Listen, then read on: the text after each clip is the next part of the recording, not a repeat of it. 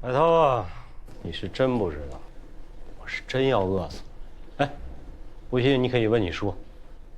我孟建荣在商场打拼这么多年，政商界的各色的人物我也见得不少，但像江河这么重的人，我还是第一回遇上。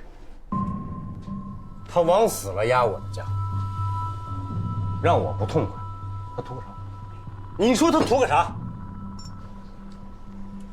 每个人做事呢，有公心，也有私心。要我说啊，在他身上，就是公心多了些。我还就不信了。这个世上，真有这么大公无私的人？哼，这小子就是运气好。这次没整倒他。你整他了？难道前几天那件丑闻是？他就是个丧门星，咱们今天高兴不提他，不提他了，行吗？来，喝酒喝酒。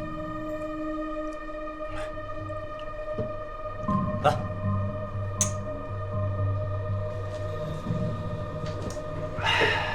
海涛，呀，薇姐来了，刚好在这儿碰巧遇见了孟总，我看时间还早，就跟他聊了2句。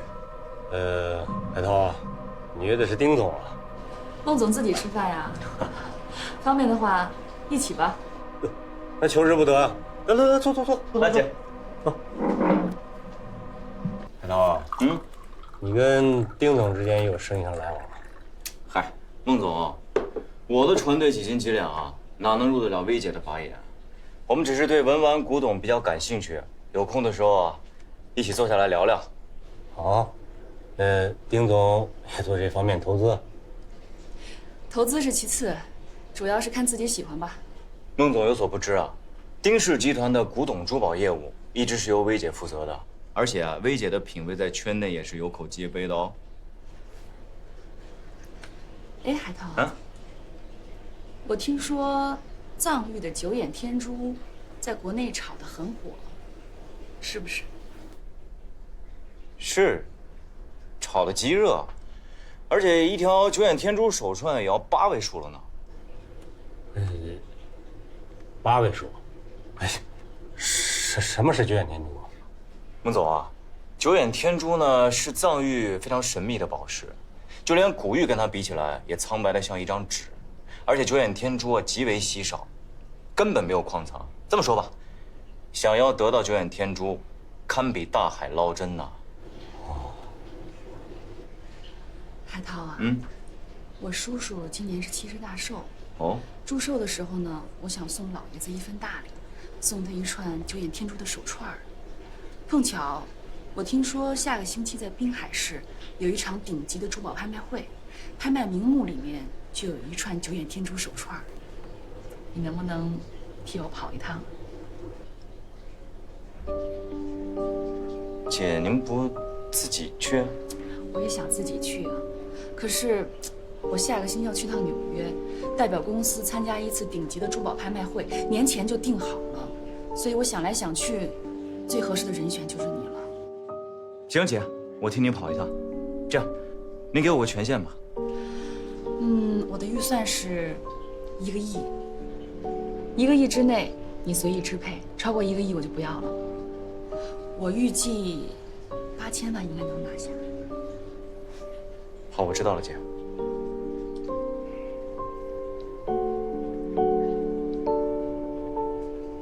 来，孟总，哎，干杯！啊，来，干。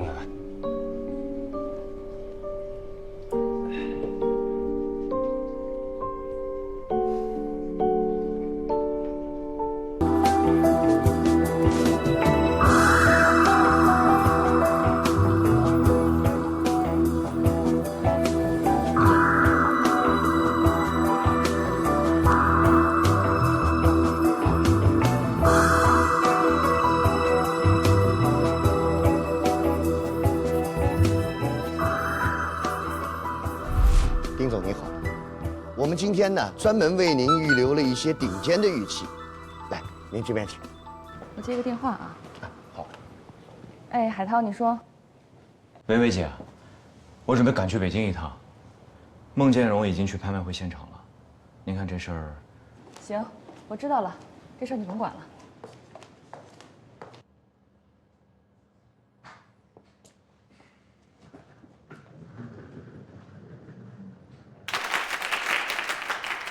各位来宾，各位朋友，我知道大家对于本次拍卖会已经期待很久了。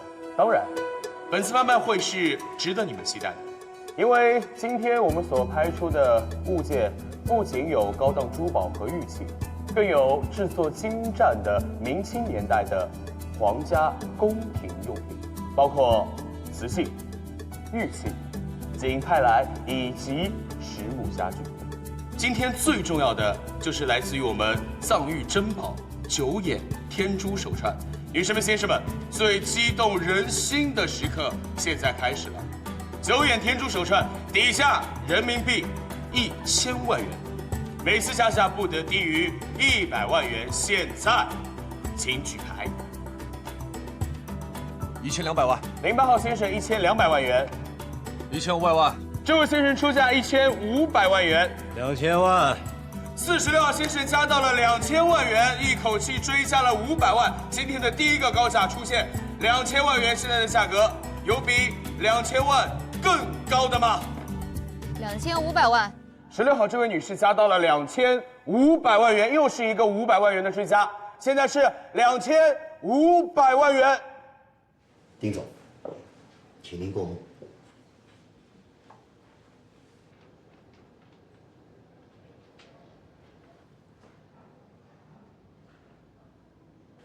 丁总，你真有眼光。你看，这禅意尾部的鸡骨白，形制经典，种质呢特别的细腻，有汉八刀的遗韵。而且最重要的呢，是这个玉蝉啊，它的寓意比较好，它象征着品质高洁。短短几分钟的时间，现在价格已经到了5000万元。等一下，我要冷静一下。我是拍卖师，我应该是最冷静的人。现在的价格是5000万元，有比5000万更高的吗？有比5000万元更高的吗5200万。46号先生加价加到了5200万元，一口气的追加，超越了我们的16号女士。现在的价格是5200万元。6000万。16号女士加价加到了6000万元。我并不认识这位女士，但是我相信现场的你们跟我现在的心情是一样的。从她的状态，从她的豪气，简直是太刺激了。6500万。46号先生加到了6500万，我可以说他是财大气粗吧。看来46号先生对于我们9眼天珠真的是志在必得，他太爱我们的9眼天珠了。6500万元。6700万。16号女士再次加价，现在的价格已经加到了6700万元，再次反超，有比6700万元更高的吗？现在是6700万元。加到这么高啊！加这么多，是真没想到。是。我预算是1个亿，1个亿以内你随便支配，超出1个亿我就不要了。我预计8000万应该能拿下。价格也太高了。是啊，这还怎么拍呀？加到这么高，这还怎么拍呀？这是，太高了。7000万。7000万元。46号先生加价加到了7000万元，真的是财大气粗。他对于我们的9眼天珠是势在必得。我要再一次的问一下现场所有的朋友们，还有人要加价吗？如果没有的话，7000万第一次，7000万第二次，7000万第3次，成交。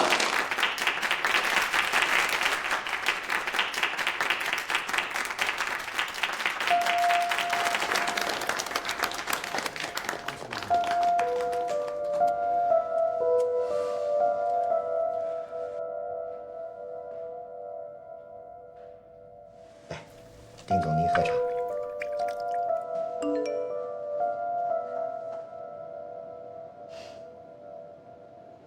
啊，这个玉蝉帮我包起来吧，我要了。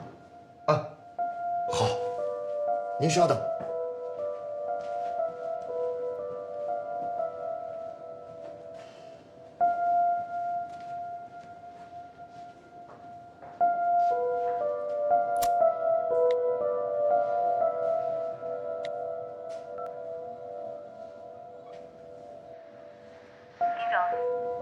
乔婷，黄老那篇文章下周可以发表了，在香港所有的收藏杂志上都要发一遍。放心吧，我一定让他准时出现在香港各大权威杂志上。期待你的好消息。好。钱海涛，给我开门！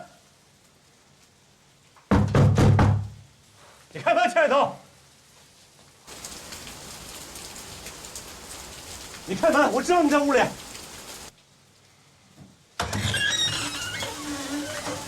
海涛，你是不是故意躲我？我告诉你，你躲了初一，躲不过15。做人不能这么不厚道吧？孟总，您这是干什么？向我施压吗？您搞错对象了吧？我是来讨公道的，我7000万都打了水漂了，整个人生不如死。你可倒好，躲在家里清闲自在的。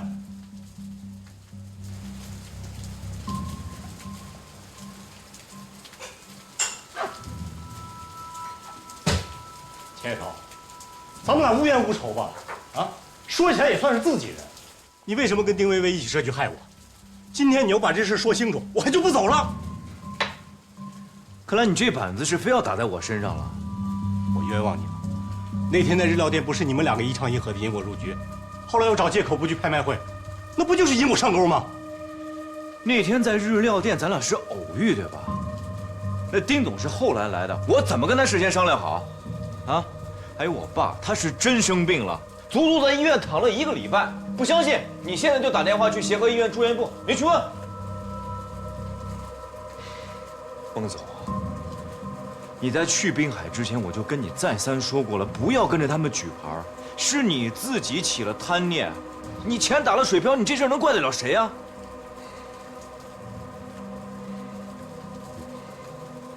那要真像你说的这样，那咱们俩都让他给骗了。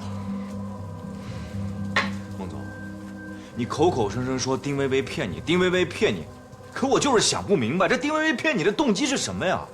那我咋不知道啊？我到底哪里得罪他了？我倒是去找他了，人还没见着，就让他秘书挡在门口了。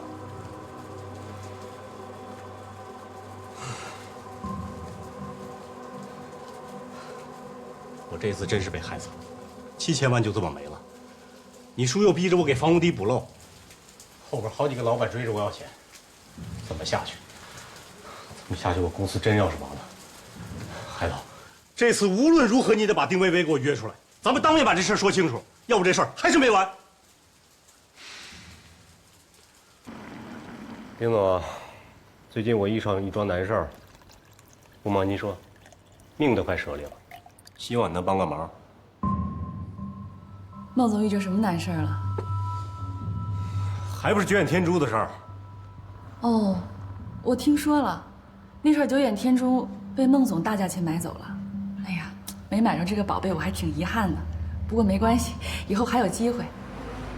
孟总一定是很喜欢这串宝贝呀，怎么会是难事儿呢？薇姐，前段时间黄老写了一篇有关天珠的文章，发表在了香港各大权威杂志上，现在圈内是众说纷纭。我想，孟总拍得的那串天珠，应该暂时是得留在手上了。留在手上，7000万呢，都打了水漂了。孟总这说的哪儿的话呀？您可是东江市基建行业鼎鼎有名的大人物，区7000万，那算得了什么呀？是啊，孟总，您拍的那串天珠，那也是藏玉寺庙里面流出来的老珠子，也是价值不菲啊。您沉一沉，说不准能卖到一个好价钱。如果现在又是请律师，又是打官司，闹得满城风雨的，我想在圈内也只会是传为笑谈。孟总啊，姑且不说您买的是真宝贝，在古董行里，不管买家还是卖家，看走眼都是常有的事儿。退一万步讲吧，就算买着赝品了，买家双方那都是心照不宣，不往外说的。您就说海涛的姥爷黄元昌老先生，在古董圈里也得按这个规矩啊。是啊，孟总。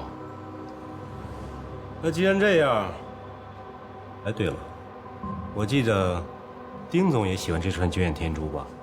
那我原价卖给你算了。这串珠子我倒确实是很喜欢，不过原价，孟总啊，您这串珠子现在市场价对折，可能都没人要了吧？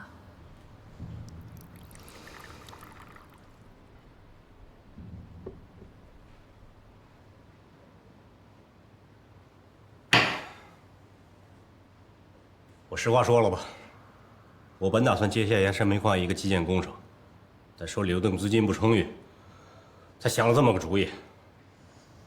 您是拿流动资金买的天珠啊？是，我鬼迷心窍了，行吧？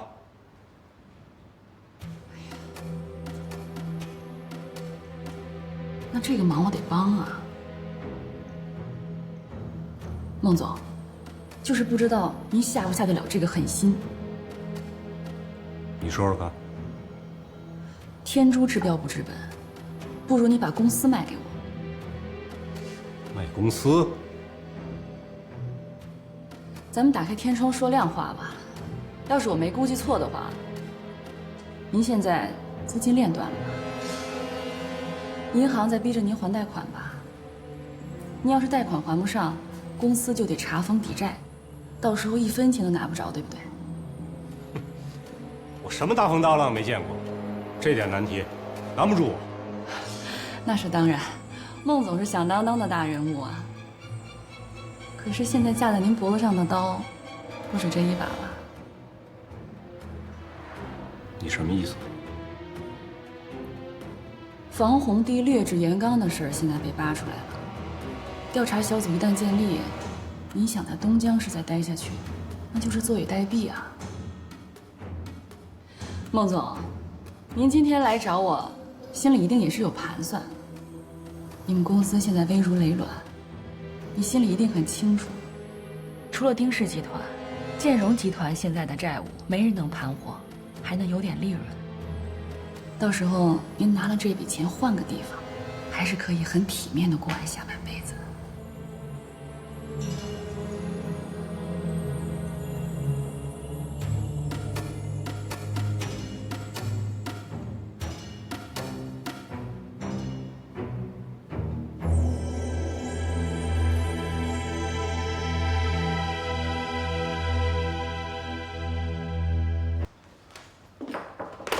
啊，叔叔，建荣集团被我们拿下了。这真是个好消息呀！哎呀，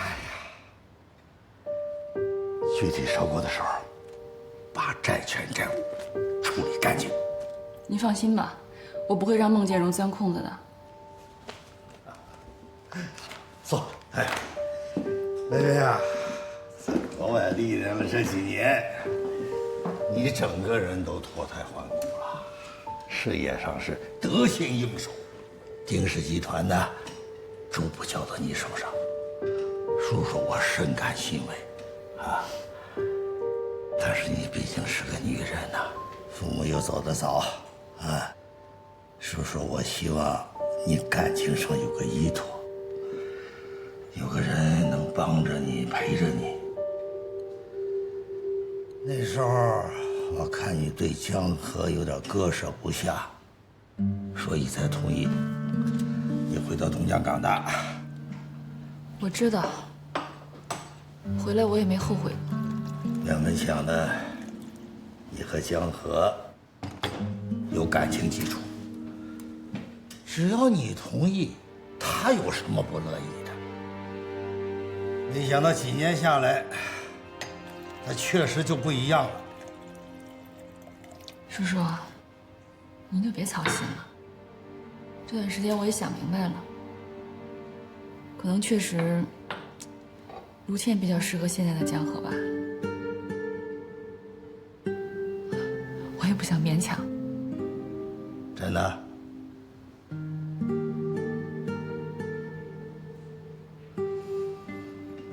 那默默呢？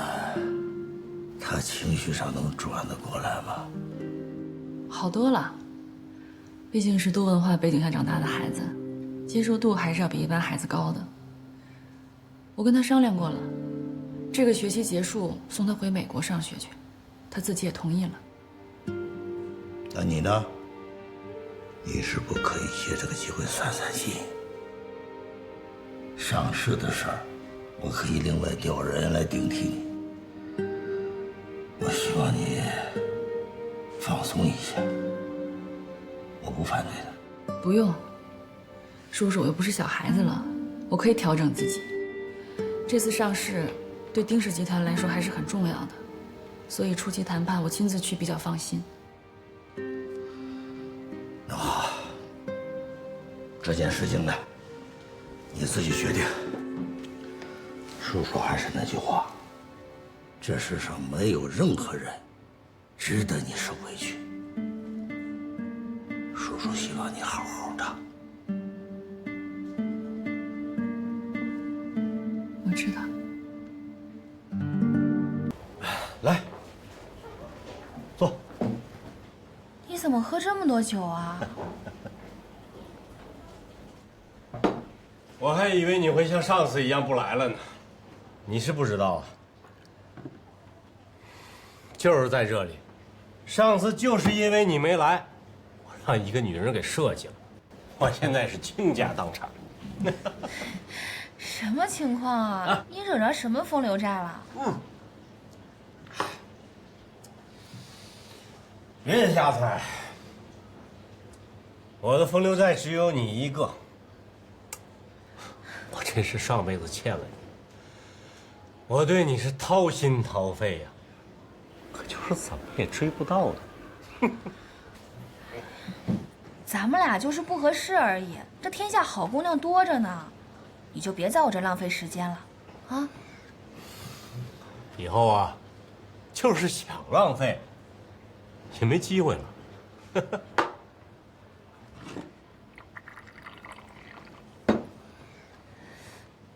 你刚刚跟我说你倾家荡产，是怎么回事？你发生什么事儿了？我做生意让人坑了，把公司卖了。卖了？没错。我有钱的时候你就看不上我，现在我是穷光蛋一个了，你是不是更看不上我了？啊？这跟钱压根就没关系，好吗？是吧？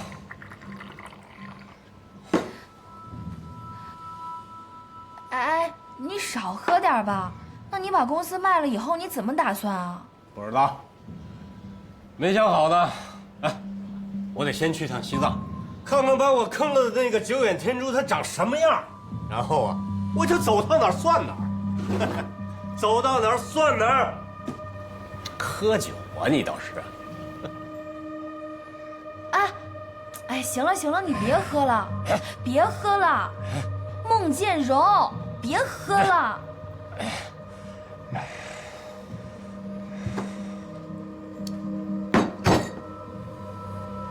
你公司就算是没了，以你现在的能力和人脉，你再努努力，肯定会东山再起的呀。我是真心不想看见你现在这个样。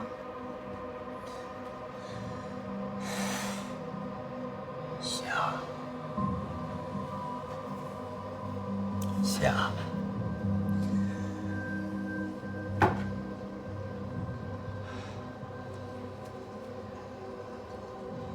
有你这句话，我就心满意足了。来，陪我喝一杯，就当是为我送行了，啊！我喝一杯。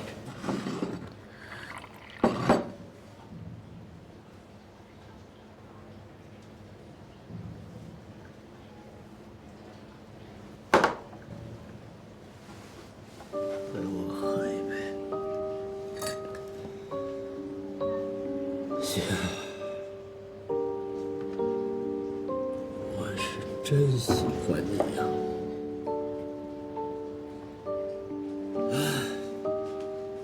陪我喝一杯，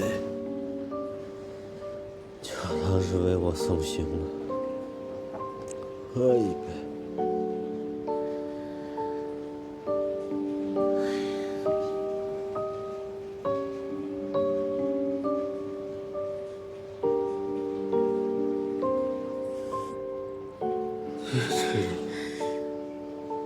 是我见过最漂亮的女孩，我还是真喜欢你。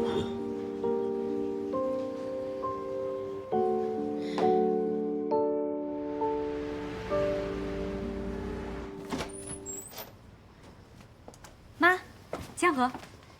于阿姨、于老师，您好。哦，江河来了，快请进。来，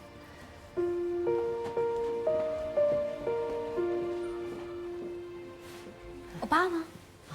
在书房呢。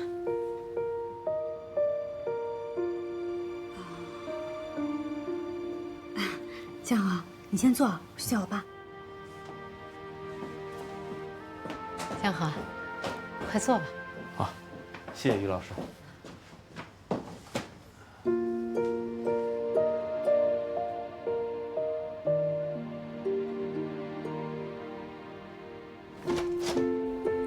江河来了，出去。我知道。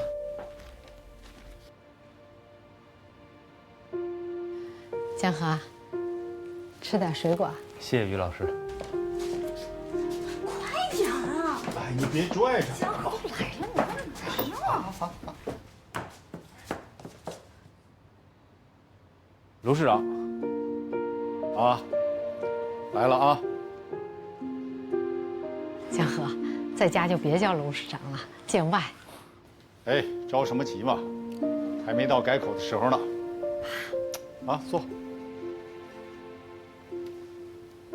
江河啊，我这个人啊，就这特点啊，家里家外一个样。你要是不适应啊，也不要勉强。适应，已经适应了。卢市长，我正好有点事儿要跟您汇报一下，要么我们换个房间说。你来谈工作的呀你？啊，你们谈工作啊，就去书房谈吧，谈完了工作再吃饭。好啊，来吧。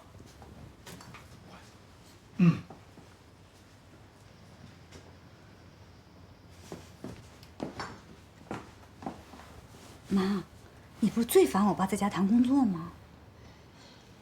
你呀，别管他们说什么，有的谈，总比冷场强吧。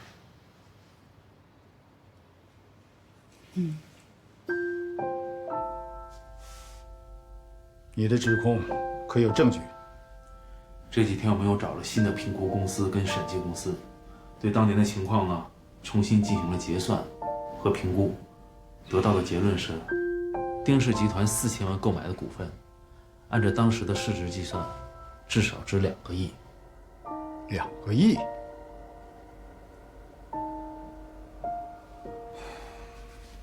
所以朱三才找的这家评估公司，肯定存在问题。朱三才作为主要的责任人，发生了这么大的疏漏，就算这件事情他没有受贿行为，也需要接受调查。秦池知道这件事情吗？这个不好说了。目前呢，没有直接的证据表明这件事情跟老秦有关。至于他是参与其中，还是被人蒙蔽，就不得而知了。秦池这个人我是了解，他虽然平庸了些，糊涂了些，但是违反党性、违反原则的事情，我想他是不会做的。哦，还有一件事情，我要跟您反映一下。这个抗洪过后啊，我们发现那个堤坝出现了劣质钢筋，当年也是朱三才负责采购的。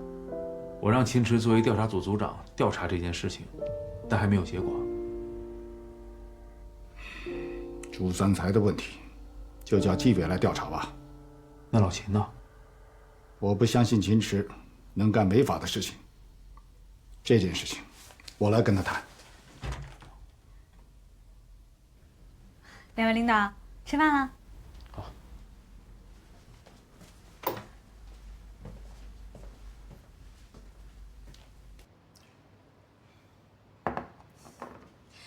来，欢迎江河第一次来我们家。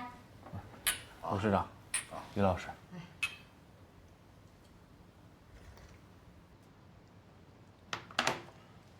来吃菜。江河，随意啊。谢谢于老师。来，多吃点啊。江河，你还记得我爱吃笋啊？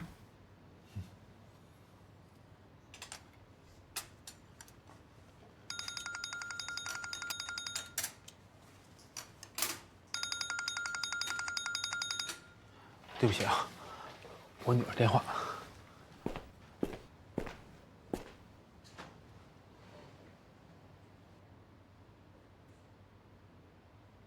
喂，默默，怎么了？爹地，我的语文书落在奶奶家了，你能给我送过来吗？爸爸现在有点事儿，结束了给你送过去，好吗？好。好，拜拜。默默。啊，江河，你这个孩子上小学了吧？是。你那么忙，孩子那边照顾得到吗？哎呀，这前一段时间忙着抗洪，最近呢又忙着上市，这段时间啊，确实陪孩子陪得少。等不忙的时候啊，还得多陪陪默默。这个家庭啊，还是要顾及的啊。是。江河啊，我们活到这个岁数啊，名利已经看得很淡了。但是，你知道我们心里最牵挂、最在乎的是什么吗？你也是做父亲的人了，相信你能懂。于老师，我明白，你跟卢市长现在最看重的，就是下一代的幸福。我有过婚姻，有一个孩子。我觉得那孩子啊，就是上天赐给我的礼物，我对他一直都有责任的。我跟倩倩在交往的时候呢，也讨论过这个问题。我非常感激倩倩对我的理解。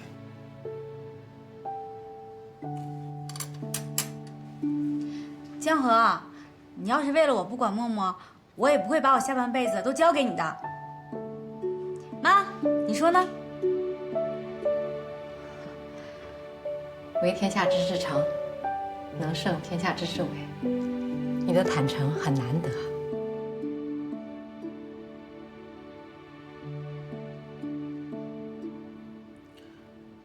于老师，我知道您和卢市长担心这个倩倩跟了我会受委屈，我在这就表个态，我会尽我最大的努力，对倩倩好，给她幸福。好，菜都凉了，吃菜吧，吃菜吃菜。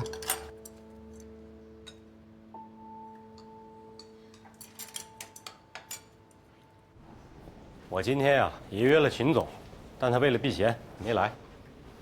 现在是非常时期，最好还是少见面。你以为我愿意来啊？我是没办法吗？朱总，别这么说呀，毕竟这么多年的关系了嘛。算了，跟你说个好消息吧，我今天请你吃饭是辞行的。辞行？没错。你要离开东家啊？我打算出国待一段时间。那你银行的贷款都还上了？别提了。来，里边请。孟总，菜都已经准备齐了。行，下去。好呀，做生意让人坑了，把公司卖了，东拼西凑啊，凑2个钱，勉强算把银行贷款还上了。本打算东山再起的，可现在情况这么紧张，就想着先出去躲躲再说。怎么样？这算是好消息吧？我这么一走，好多事情就可以说不清了。老爸，别那么悲观啊！俗话说得好，留得青山在，不怕没柴烧。只要我跟老秦在，保证你有翻身的那一天。来，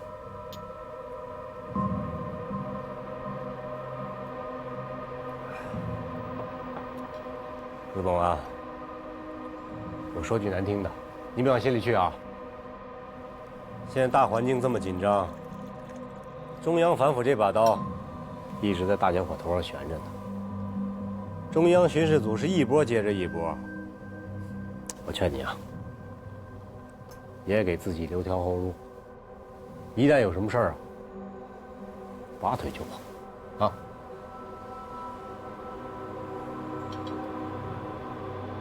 哎，陆总，我敬你一杯。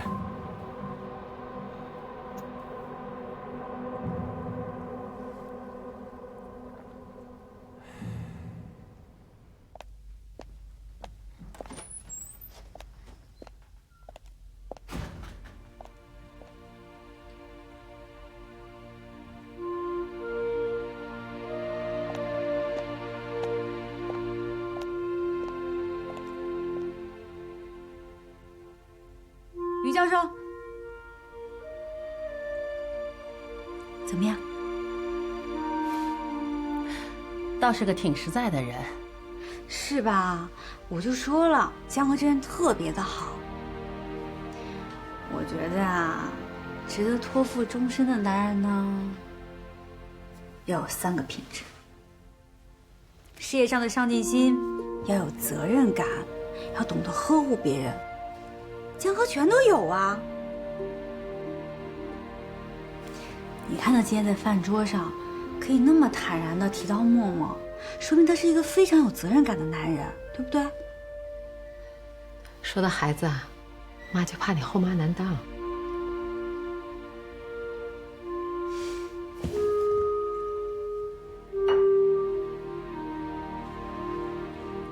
妈，我知道你有一些顾虑。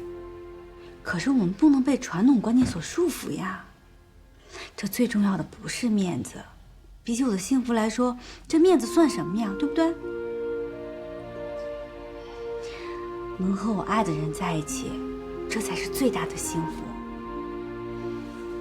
道理妈都懂，可妈心里就是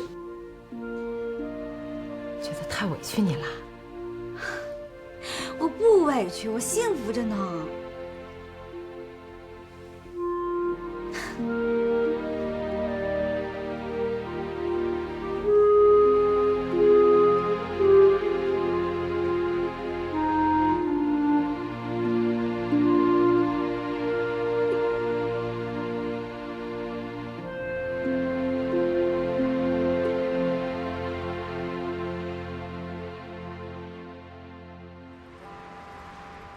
丁总啊，这次请你们过来呢，主要是以后面我们组建这个能源码头公司上市的事儿，跟你们协商，也听听你们的意见。江总，各位副总，大家好。现在港口集团的发展形势，大家是有目共睹的。丁氏作为老朋友，当然在这个时候要继续为港口集团的发展贡献自己的力量。丁总今天代表集团过来呢，也是表明了我们的态度。无论在资金上，还是将来上市的辅助工作方面，我们丁氏定当鼎力相助。说的太好了，丁氏集团的确是我们的老朋友了，以后还要长远的合作呀。对了，江总，您对新公司的构成有什么设想没有啊？是这样的，我们考虑啊，未来的能源公司发展呢，需要多元化的股份结构，也需要优质资源的支持，所以我们引进了崖山煤矿和东海油田来作为新的合作伙伴加入。那么老股东呢，持股比例将会相应的稀释，你们看怎么样？首先，丁氏愿意以现金增资的方式，按照新的估值来购买公司的股份，并继续维持30%的份额。另外，刚才江总说，老股东的持股比例将会相应稀释。我想提醒一句，您是大股东，我们是小股东，就算要稀释份额，也该同比稀释吧。丁总啊，新公司还要由权威的评估机构进行重新的估值。您刚才说的以现金增资，而且还要继续保持30%的份额，那贵方是不是应该等到估值的结果出来之后再做决定呢？我们已经做决定了，钱不是问题。欧阳，你介绍一下评估公司的情况吧。目前呢，国内比较著名的资产评估公司有荣信、康威、北极这3家，他们在业内呢都算是标杆了。欧阳特助，这里面没有颐和这家公司吗？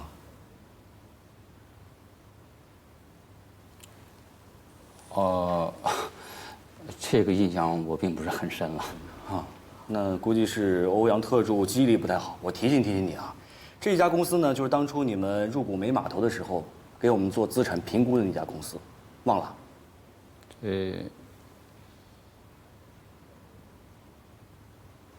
沈总，你特别提到这家公司，什么意思啊？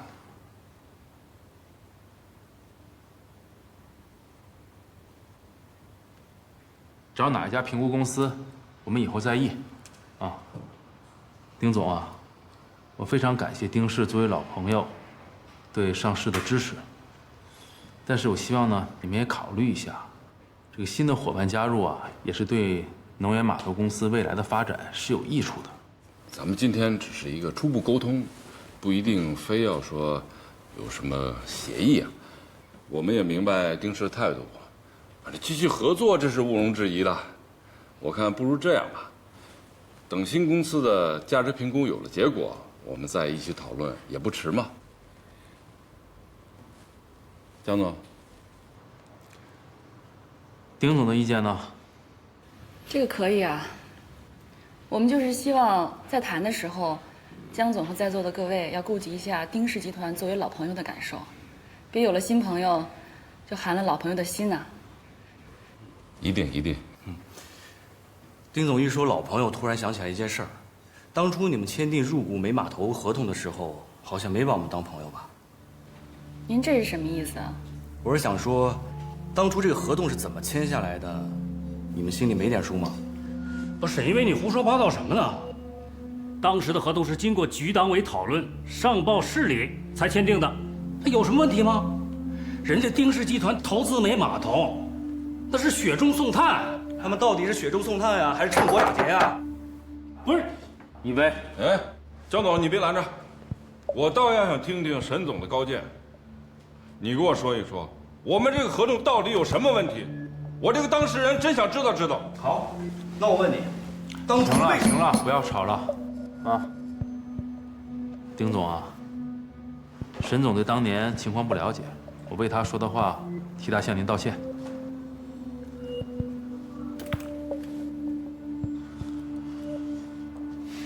那今天就聊到这儿吧，啊，一切等评估结果出来以后再说。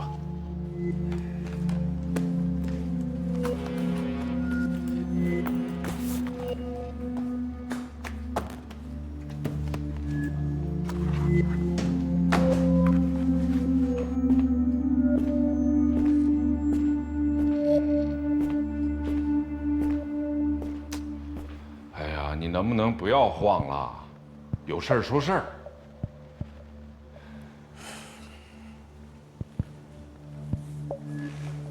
老秦啊，自打这个江河回来，是不停的找我们麻烦的。你就说今天上市的这个事儿吧，非得让人家丁氏集团减持，又让沈一威把合同的事儿扯出来，这不是诚心让我们过不去吗？天要下雨，娘要嫁人，他们诚心要想报复，我们也没辙。孟建荣和刚才的事儿才过去，这又把合同的事儿扯出来整我们。这是个连环套啊！你别老我们的，这合同有什么问题啊？我是问心无愧。老秦啊，你问心无愧有什么用啊？知道什么叫明枪易躲，暗箭难防吗？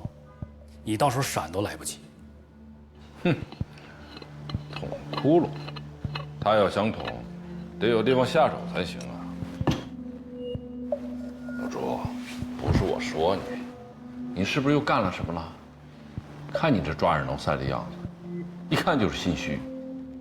我有什么可心虚的呀？我的那些事儿你都知道啊。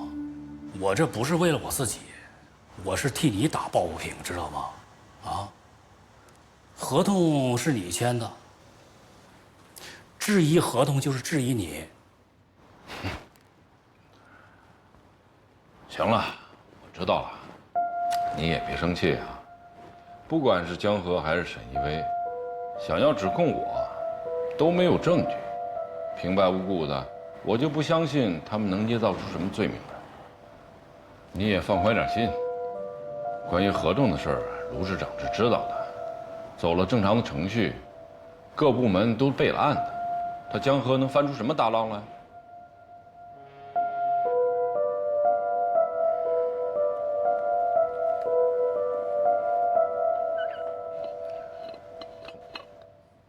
你今天怎么这么莽撞？那万一打草惊蛇了怎么办？你知不知道，纪委已经对朱三才展开调查了。你这个时候让他有所警觉了，他销毁证据怎么办？对不起，江总，我就是看丁氏集团当那个什么还立牌坊的样子，我气就不打一处来，我一时没忍住。你现在不是毛头小子了啊！你堂堂的副总，这点气沉不住吗？你让我以后怎么放心把上市的事交给你？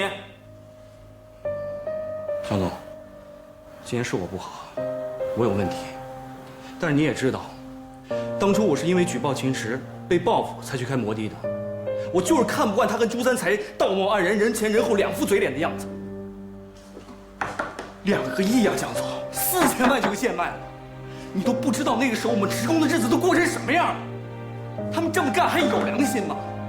还有那个丁氏集团，明明是趁火打劫，还装作一副大恩人的嘴脸。我要是不怼他，我这口气咽不下去。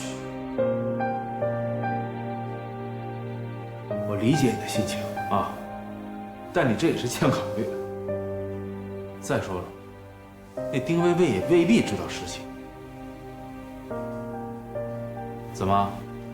你觉得我在袒护丁薇薇？江总，虽然丁总是你的前妻，但该说的话我还是得说。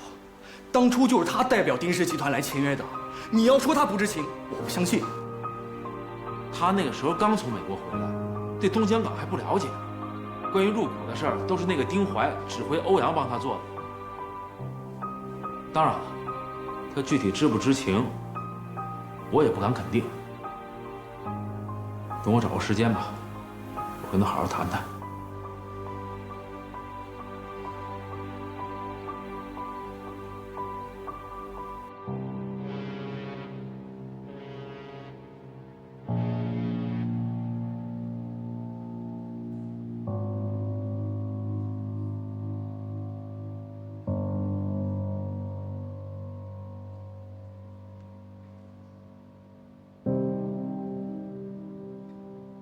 欧阳特助，这里面没有颐和这家公司吗？当初你们签订入股美码头合同的时候，好像没把我们当朋友吧？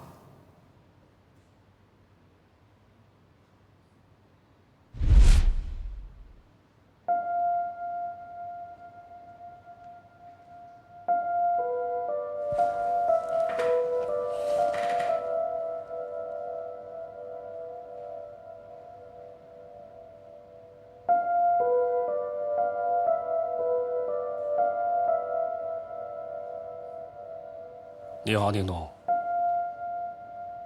你曾经答应过我，万一有什么事儿，你会给我安排一条后路。放心，还没到那种程度。我答应的事情我会安排的。如果真到了关键的时候，我会让欧阳和你联络的。好，谢谢丁董。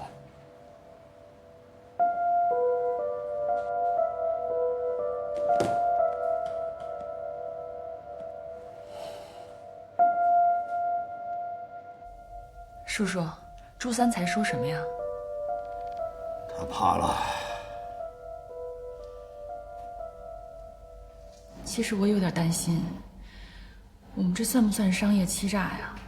还有，贿赂国家干部、侵吞国有资产，这一旦要被查出来，不但既得利益不保，连我们公司也会被处罚的。在商言商，用最少的钱获取最大的利益。这是资本的本性，根本就不存在什么商业欺诈。我只不过是利用一些灰色手段，另外就是牵扯到贿赂和侵占。您放心，只要没证据，谁也不能把我们怎么样。再说了，那些都是陈年旧事，要不是秦氏和朱三才对江河下手太狠，江河也不可能翻这些旧账。这里面还有秦池的事儿。秦池当时是主管领导，合同也是他主导的，他当然知道详情。那既然这样的话，我们增资的事儿是不可能实现了。我看也未必。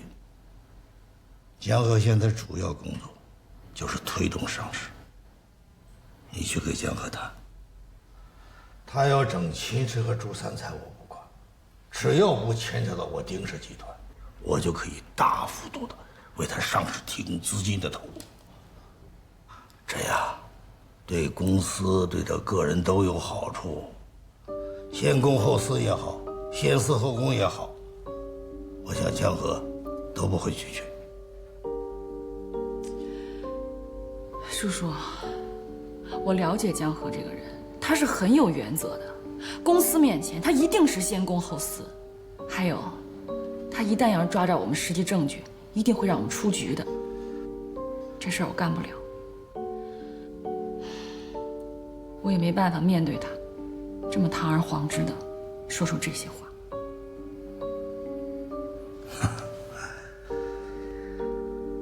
叔叔也不勉强你，你不愿意，那我就上市的时候另找他人啊。你可以带着默默去美国休养一段时间。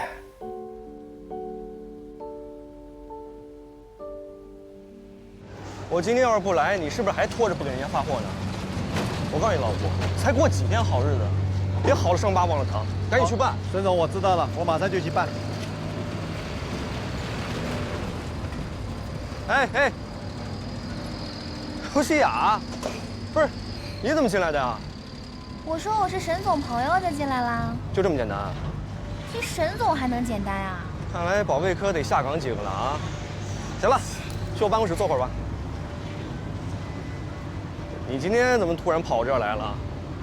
啊，上回抗洪之后，很久没有看见你们了，甚是想念，所以我就过来啦。你们，这个你们还有谁啊？多了，江河哥呀，卢倩姐呀，顺便还有你。这个，那你的意思是你已经见完江总和卢倩了是吧？没有啊，我这不是顺路先来看看你吗？他们在江南，我这在江北，我这顺路。哎呀，你怎么这么多问题？我是来考察场地的，当然是顺路。你不欢迎我，我先走了。走吧。哼！哎，别，你还真走啊你啊！欢迎，我举双手双脚欢迎，行了吧？这还差不多。其实呢，我今天来还是有事情要相求的。不知道咱们沈大经理愿不愿意帮忙呀？哎呀，千万别这么说，只要是我能力范围之内的，没问题。其实吧，这件事对你来说就是小事一桩。我现在在一家民营的艺术团工作，想来江北搞一个艺术节，刚好看中了一块地，就在这附近，所以想跟你借点人力物力，搭建个舞台，我可以免费为咱们码头的员工还有江北的居民演出，你觉得怎么样？文化共建，好事儿，没问题。我就知道你是个爽快人。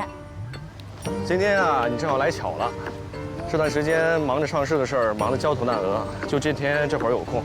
这样吧，待会儿坐我的车，我带你去看看你说那块场地，然后呢，我再尽尽地主之谊，顺便啊，请你吃个饭。哎呀，既然这样，那我就百忙之中，顺便跟咱们沈大经理吃个饭吧。好，荣幸之至。老弟，这里就是我们崖山煤矿的未来。这次有底气跟你们一起组建股份公司上市，这个项目起到了重要作用。老哥，这山海横波逆流，不进则退。咱俩在做企业的根本理念上是一致的。还是你对我脾气，所以这次卢市长一牵线，我二话没说，同意跟你们绑到一块儿干。这做企业啊，我就认准一个理儿：要想不被别人落下，你就得跑到别人前头去。老哥这干劲儿，我是佩服的。哎，佩服啥呀？只顾在前边干了，后院起火了都不知道。我呀，在企业管理这方面不如你。哎，秋萍留下了这么大一个窟窿，我到现在还填不上，惭愧啊！你自查有一段时间了，没查出什么来吗？不怕你笑话，我不但不了解自己的老婆，连身边的副矿长是个小人也不知道。这不，秋萍一死，他一推625，反倒咬我一口，我这有苦说不出，憋屈。赵达福把自己推得一干二净。哼，他一个总调头，说什么都不知道，糊弄鬼呢。唉，你稍安勿躁，法网恢恢，疏而不漏。哎，老弟，你说帮我查出什么线索了吗？我这次特意过来，除了跟你商量上市的事儿，还有就这件事儿。这件事儿呢，已经有眉目了，但具体的还不方便跟你说。你先沉住气。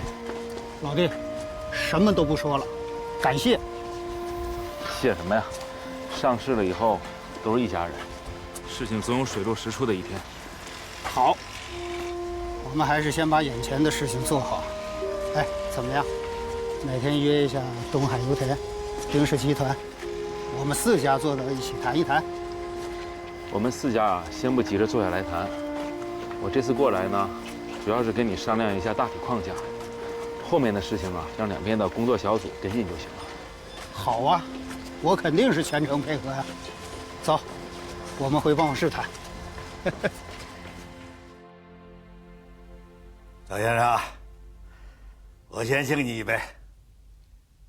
董事长亲自做东，达夫真是受宠若惊啊！赵先生，您客气了，咱们是多年的老朋友了，经常聚聚是应该的，免得生分了。对，远亲不如近邻嘛。这丁氏在东江，咱们要多走动，大家都有好处嘛。啊，没错。来。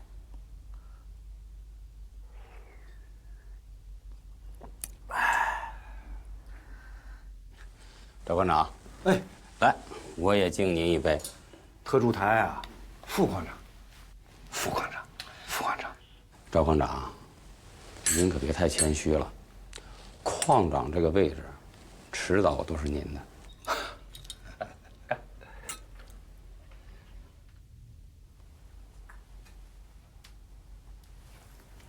赵先生，欧阳说的没错啊，矿长这个位置啊，早晚是非你莫属。你说你有这个位置，我们丁氏集团和你们雅山合作，不是更顺利吗？董事长，我不瞒您说啊，这廖汉忠现在觉得我是眼中钉，处处防着我。哎呀，我这想做点什么事儿，也施展不开手脚。这幸亏啊，我群众基础好，手下还有人听我的，要不我早都被他架空了。赵先生不必担心，你不是说了吗？啊，他一身泥巴还没有洗清呢。我建议啊，在这非常的时期，你可以在这件事情上做做文章。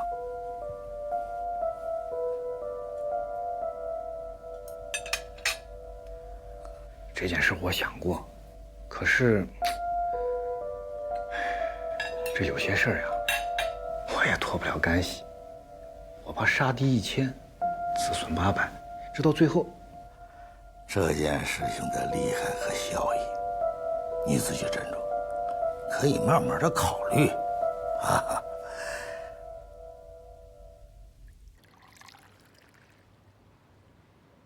江河，今天私人时间找你出来，先跟你谈点公事。是丁氏集团股份的事儿。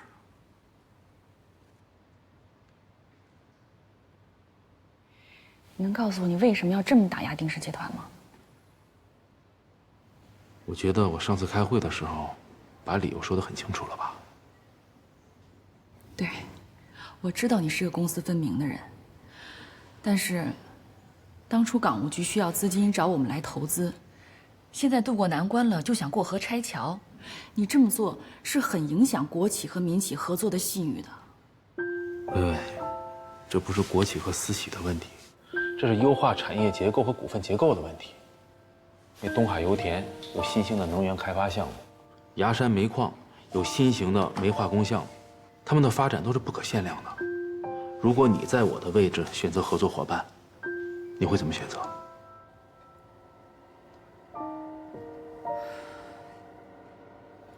没想到有一天你我也会面对面的对峙啊！我也不希望这样啊。江河，你跟我说句实话，你是不是因为不满丁氏集团当初低价入股煤码头，你现在要找后账？这是原因之一，不是原因之一吧？这是主要原因。我在会上说的也是实情。薇薇，这只有我们两个人。我问你一句，当初丁氏集团跟煤码头签合同的时候，你刚回东江港不久，这合同背后的事儿你知道多少？参与了多少？